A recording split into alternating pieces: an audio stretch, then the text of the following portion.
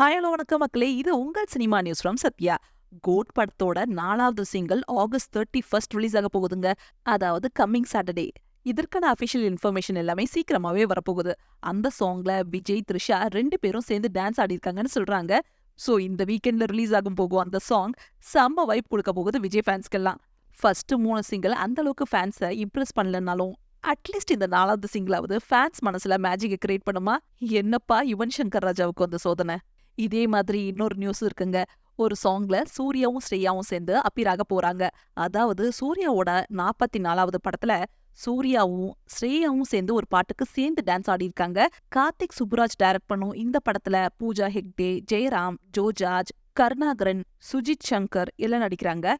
ஸ்ரேயா முதல்ல சூர்யா கூட நடிக்க போகும் இந்த சாங்குக்கு we are all waiting. Raayan படத்துக்கு அப்புறம் தனுஷ் நிலவுக்கு என்மேல் என்னடி கோபம் படத்தை டைரக்ட் பண்ணிட்டு வராரு.